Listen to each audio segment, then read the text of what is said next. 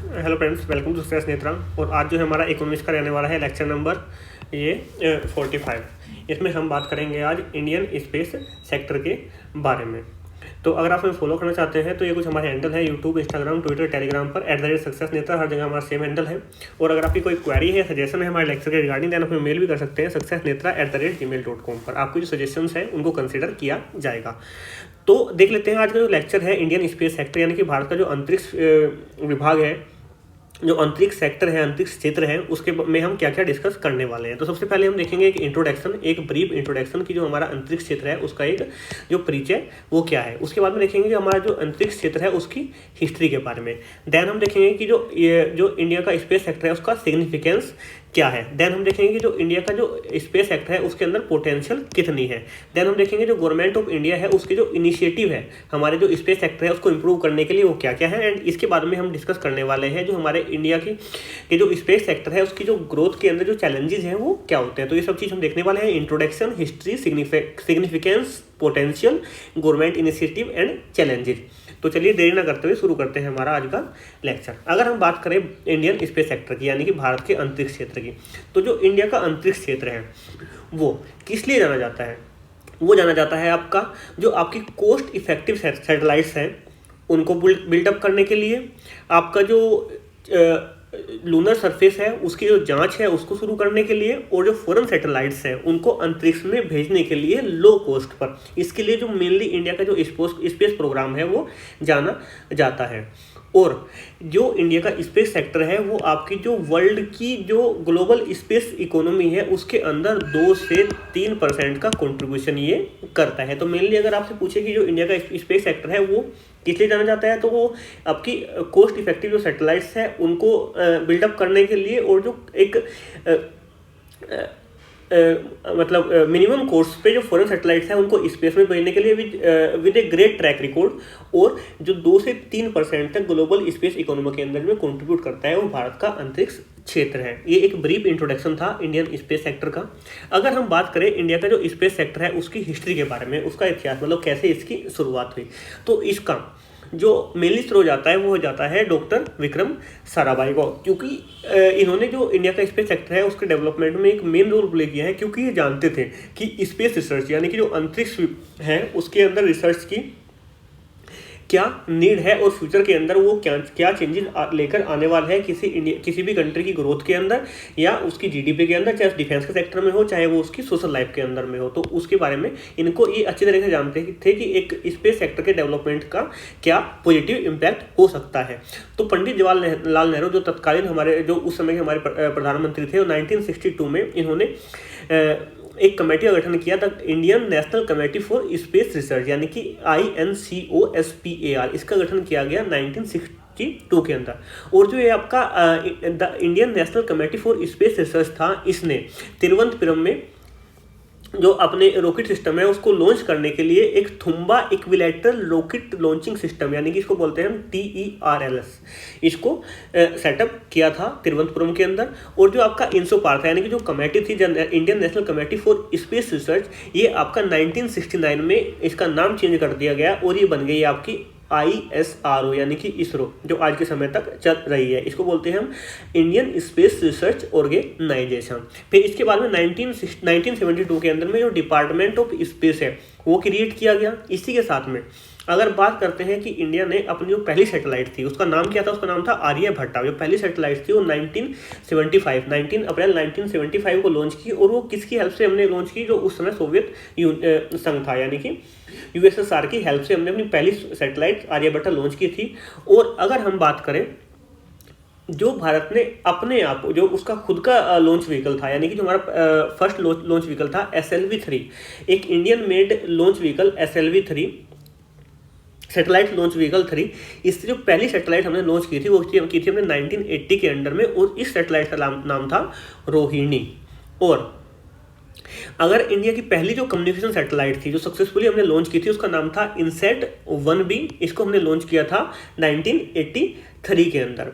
और अगर हम पहले लूनर मिशन की बात करें, जो हमारा चंद्रयान 1 था वो हमने लॉन्च किया था 2008 के अंदर में।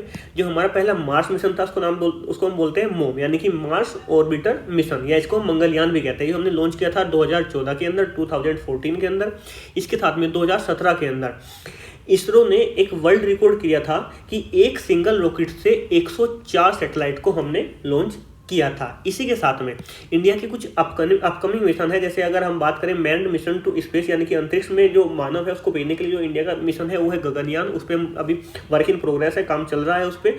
और जो शुक्र ग्रह है उसके लिए हमारा जो शुक्र ग्रह के लिए हमारा मिशन है, मिशन टू वीनस है हमारा, उसका नाम है शुक्रयान। एक हमारा जो आदित्य L1 है, ये हमारा सन की जो हमारा सूरज है उसकी स्टडी के लिए है हमारा। तो ये कुछ हमारे अपकमिंग प्रोडक्ट है जो इन प्रोग्रेस है, जल्दी आपके लॉन्च कर दिए जाएंगे। तो अगर हम इन ब्रीफ बात करें तो सबसे पहले पंडित जवाहरलाल नेहरू ने 1962 के अंदर में INCOSPAR की स्थापना की। फिर इसने क्या हुआ, इसका नाम 1969 के अंदर में इसरो कर दिया गया। और डिपार्टमेंट ऑफ स्पेस का क्रिएशन किया गया था 1972 के अंदर। जो पहली सैटेलाइट थी आर्यभट्टा, वो हमने लॉन्च की थी USSR की हेल्प से 1975 के अंदर। जो पहली हमने अपने self made launch vehicle SLV-3 से जो सैटेलाइट लॉन्च की थी उसका नाम था रोहिणी। फर्स्ट कम्युनिकेशन सैटेलाइट थी हमारी INSAT-1 भी, जो हमने 1983 के अंदर में लॉन्च की थी। जो पहला लूनर मिशन था इंडिया का, जो पहला चंद्रमा के लिए जो हमारा मिशन था चंद्रयान-1, वो हमने 2008 के अंदर में लॉन्च किया था। इसके साथ में हमारा जो मंगल यान मिशन था, इसको हम बोलते हैं मार्स ऑर्बिटर मिशन, ये हमने 2014 के अंदर में लॉन्च किया था। इसके साथ में 2017 के अंदर में इंडिया का जो स्पेस सेक्टर है, यानी कि इसरो है, इसरो ने एक वर्ल्ड रिकॉर्ड बनाया था। उन्होंने 104 सैटेलाइट एक सिंगल रॉकेट से लॉन्च किया था। और कुछ अपकमिंग मिशन है हमारे, जैसे गगनयान, शुक्रयान या फिर हमारा आदित्य L1, ये कुछ अपकमिंग मिशन है जो अभी इसरो के इन प्रोग्रेस है। तो आई थिंक आपको जो एक स्पेस सेक्टर है उसकी एक ब्रीफ हिस्ट्री आपको मिल गई होगी। सेम यहाँ पे मैंने आपके लिए हिंदी में भी टाइप कर दिया है। इसी के साथ में अगर हम बात करें जो इसका स्पेस इंडस्ट्री है, इसका सिग्निफिकेंस क्या है, सिग्निफिकेंस मतलब इसका महत्व क्या है। तो इसके लिए क्या है कि अगर आपको वेदर इंफॉर्मेशन के अंदर वेदर इन्फॉर्मेशन है उसको एक्सेस करने के लिए हमको जो स्पेस इंडस्ट्री है उसकी हमको हेल्प की रिक्वायरमेंट पड़ती है। क्योंकि इससे क्या होता है, जब हम सैटेलाइट्स वगैरह लॉन्च करते हैं उससे हमको अधिक एक्यूरेट इन्फॉर्मेशन मिल जाती है। चाहे हम उसकी वेदर फोरकास्ट की बात करें, किस तरह का मौसम होने वाला है, या फिर जो क्लाइमेट के अंदर में जो लॉन्ग टर्म ट्रेंड है वो किस प्रकार का रहने वाला है। तो जो ये इन्फॉर्मेशन हमको अगर टाइम से मिल जाती है तो इसमें क्या है कि जो गवर्नमेंट है, गवर्नमेंट को ये हेल्प करती है कि उनकी जो पॉलिसी है, जो एक्शन प्लान है फार्मर को लेके, या फिर कुछ जो क्लाइमेट वगैरह पे वेदर पे जो डिपेंडेंट इंडस्ट्री है उनके लेके जो गवर्नमेंट है किस तरीके से वर्क करेंगी, क्या क्या गवर्नमेंट के प्लान रहने वाले हैं इन सेक्टर के अंदर। तो गवर्नमेंट एक पहले से ही प्रिपेयर हो जाती है किसी भी मतलब अगर कोई अनफॉर्चुनेट चीज़ें होने वाली है इन फ्यूचर, तो उसके लिए एक हमको जो ये चाहे हम डिफेंस की सेक्टर की बात करें, चाहे हम नेचुरल डिजास्टर की बात करें, जैसे अर्थक्वेक वगैरह आपका हो गया, सुनामीज हो गया, आपका फ्लड्स हो गया, आपका वाइल्ड फायर हो गया, माइनिंग हो गया, तो इनसे रिलेटेड अगर कोई डिजास्टर, हमारा नेचुरल डिजास्टर की बात करें, या फिर हम डिफेंस के क्षेत्र में बात करें, कोई सैटेलाइट्स को ट्रैक करना है हमको, कोई रॉकेट है, कोई मिसाइल है, उसको हमको ट्रैक करना है, रडार पे हमको वर्क करना है, तो उनके लिए हमको एक रियल टाइम ट्रैकिंग और मॉनिटरी फैसिलिटी और अर्ली वार्निंग सोल्यूशन हमको प्रोवाइड कर दिए जाते हैं सैटेलाइट की हेल्प से, जो कंप्लीटली डिपेंडेंट है आपकी स्पेस इंडस्ट्री के ऊपर। अगर हम टेलीकम्युनिकेशन की बात करें, जैसे हम इंटरनेट यूज़ कर रहे हैं, हम मोबाइल वगैरह कर रहे हैं, यूज़ कर रहे हैं, तो चाहे आप मनोरंजन के लिए आपका टेलीविजन वगैरह की आप बात करें, तो उसके लिए हमको जो कनेक्टिविटी है और जो कम्युनिकेशन है फैसिलिटी, वो भी हमारी स्पेस के अंदर जो सैटेलाइट्स वगैरह है उनकी हेल्प से हमको प्रोवाइड होती है।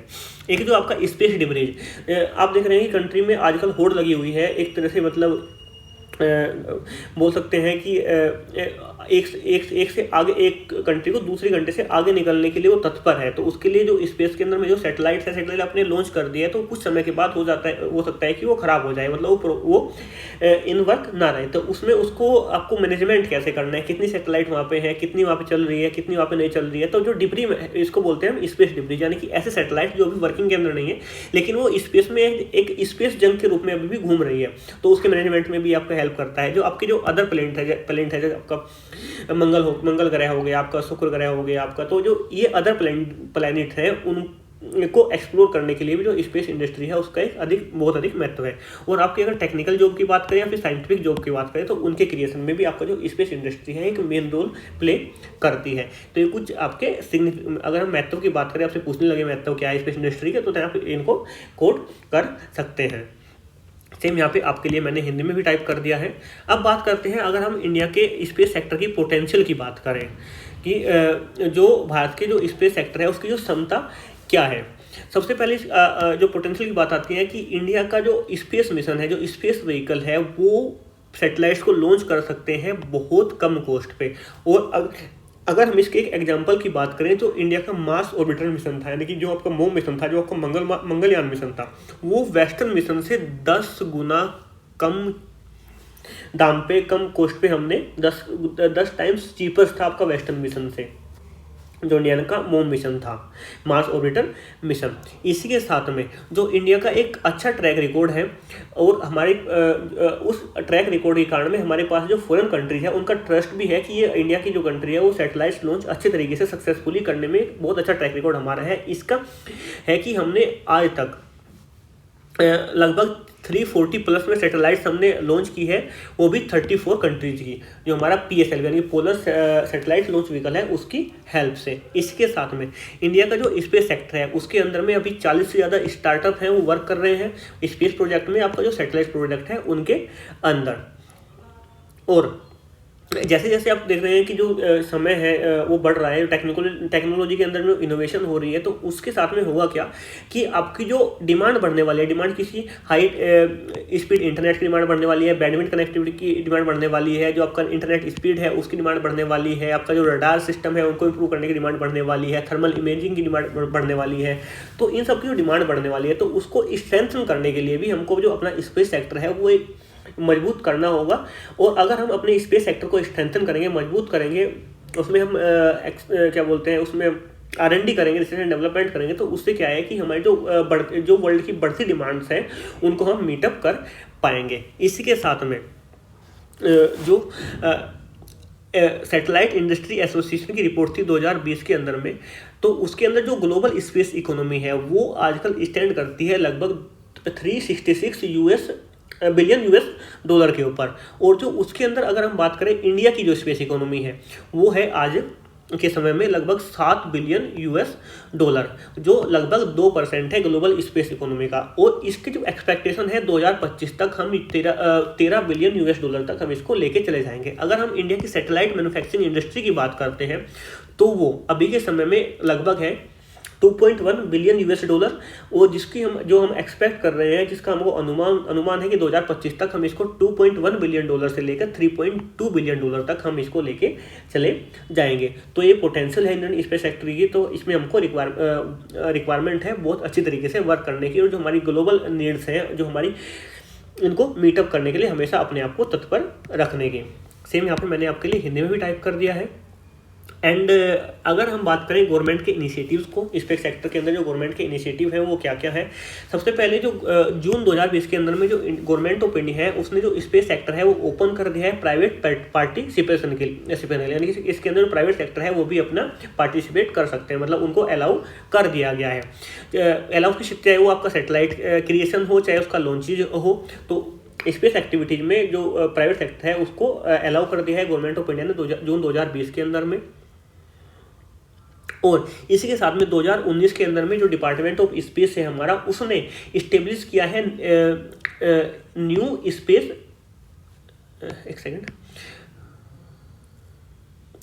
उसने इस्टेब्लिश किया है आपका न्यू स्पेस इंडिया लिमिटेड को। और इसका जो काम है न्यू स्पेस इंडिया लिमिटेड यानी कि जो आपका NSIL है, इसका जो काम है वो है आपका जो ग्लोबल कस्टमर्स हैं उनको सर्विस प्रोवाइड कराना, वो जो स्पेस रिलेटेड प्रोडक्ट है उनके, चाहे किसी जो हमको सैटेलाइट भेजनी है किसी अदर कंट्री की, तो उन सबको जो हैंडल करता है वो आपका new space India limited handle करता है।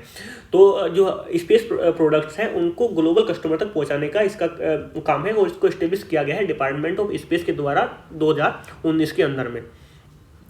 प्राइवेट इन्वेस्टमेंट को अट्रैक्ट करने के लिए Indian Indian national space and authorization centre यानी कि इन स्पेस का गठन किया गया है। इसके साथ में जो फॉरेन डायरेक्ट इन्वेस्टमेंट है FDI वो हमने 100% तक अलाउ कर दी है सैटेलाइट एस्टेब्लिशमेंट और उनके ऑपरेशन के अंदर में।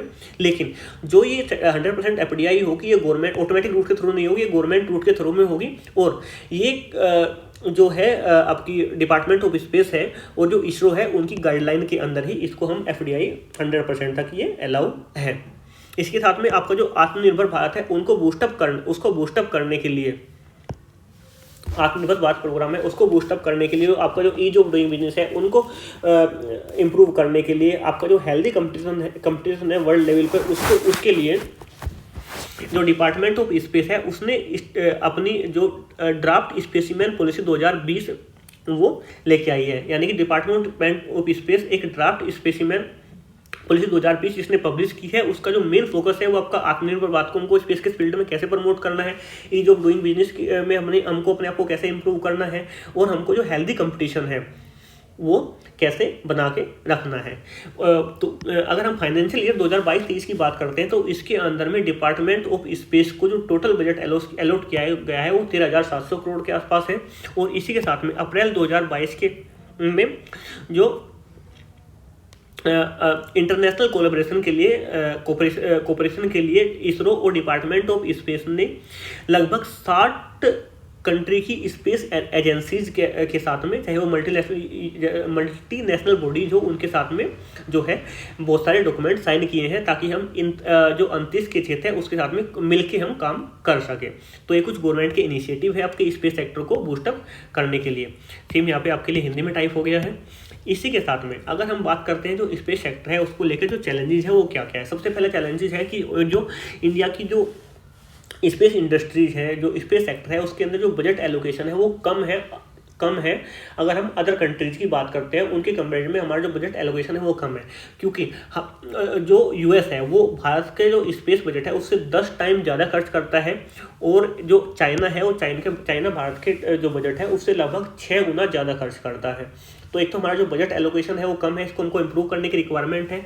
एक यह है कि अगर स्पेस सेक्टर से लेकर कोई भी बिल होते हैं स्पेस एक्टिविटीज को लेकर तो उनको पास करने में डिले हो जाता है। वो आपका प्राइवेट इन्वेस्टमेंट होगा, स्पेस रिलेटेड कोई भी बिल है तो उनको पास में डिले होता है, जिससे जो हमारी पॉलिसीज हैं उनको इन्फोर्स करने में भी हम डिले कर जाते हैं।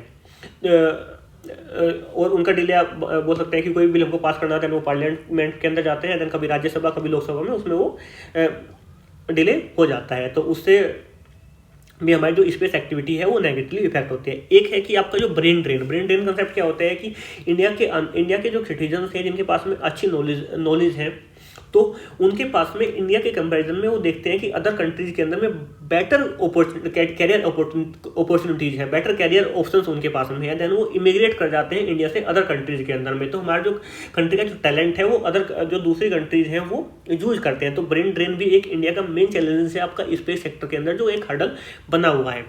एक आपका जो डेडिकेटेड ट्रिब्यूनल है आपका डिस्प्यूट सेटलमेंट के लिए, वो भी उसकी भी कहीं ना कहीं कमी देखने को मिलती है, जो आपका जो प्राइवेट इन्वेस्टमेंट है उसको कहीं ना कहीं डिस्करेज करता है। जो आपका एक डेडिकेटेड टर्मिनल की हम बात करें, जैसे मान लीजिए कोई कंपनी है, चाहे आप इंडिया की कंपनी बात करें चाहे फिर आपकी फॉरेन कंट्री, वो इंडिया के स्पेस सेक्टर के अंदर में इन्वेस्टमेंट करना चाहती है, या कोई फॉरेन सैटेलाइट है वो लॉन्च करना चाहते हैं, उसके लिए कुछ फंड दिया है, तो अगर इनके बीच में कुछ डिस्प्यूट हो जाता है इंडिया की गवर्नमेंट ऑफ इंडिया के बारे में के साथ में, यानी कि इंडिया का डिपार्टमेंट ऑफ स्पेस है उसके बीच में, और जो वो कंट्री है या फिर वो कंपनी है उसके बीच में कोई डिस्प्यूट हो जाता है, तो उसको जो इंडिया का एक जनरल एक जुडिशियल सिस्टम है उसके थ्रू जाना पड़ता है। कोई डेडिकेटेड ट्रिब्यूनल नहीं है कि स्पेस सेक्टर को लेकर ये आपका डेडिकेटेड ट्रिब्यूनल है।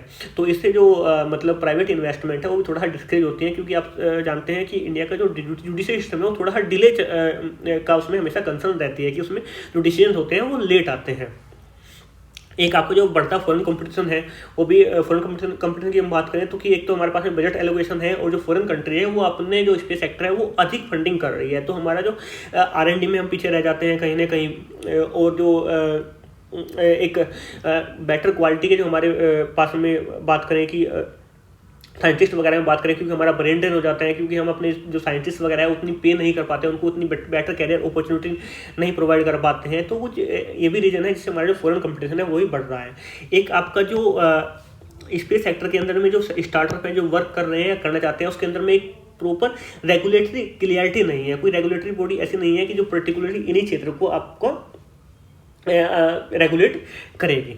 और एक क्योंकि आप सब जानते हैं कि जो इंडिया है कि इंडिया हमेशा एक रेस्पॉन्सिबल कंट्री की तरह बिहेव करता है। ये नहीं है कि जो मैंने कर दिया वो कर दिया, मतलब एक यहाँ पे हम एक रेस्पॉन्सिबल कंट्री की के उसमें देखें तो जो आपका स्पेस डिब्रीज यानी कि जो स्पेस जंक है, जो आपको सैटेलाइट्स वगैरह हम लॉन्च करते हैं और जो अंतरिक्ष में एक जब उनका जो टाइम पीरियड है वो कंप्लीट हो जाता है तो उसके बाद में जो अंतरिक्ष में घूमते रहते हैं तो उससे भी हमको निपटना है। तो ये भी एक मेन कंसर्न है कि जो इंडिया का है जो स्पेस डिब्रीज वो मिनिमम हो, उसके अंदर जो कंट्रीब्यूशन है वो मिनिमम अपना कर सकें।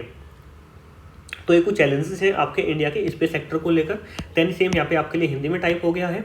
And thanks for watching and keep supporting. और आपका जो फीडबैक है आप हमें कमेंट बॉक्स में जरूर दीजिएगा। और अगर आपको इस लेक्चर की पीडीएफ चाहिए देन आप टेलीग्राम से ले सकते हैं, टेलीग्राम @सक्सेस नजरा। और इसी के साथ में पीडीएफ का ड्राइव का लिंक भी आपको डिस्क्रिप्शन बॉक्स में मिल जाएगा, वहाँ से आप डायरेक्ट जाके भी आपका जो पीडीएफ है वो डाउनलोड कर सकते हैं। तो आज के लिए इतना ही, मिलते हैं बहुत जल्द।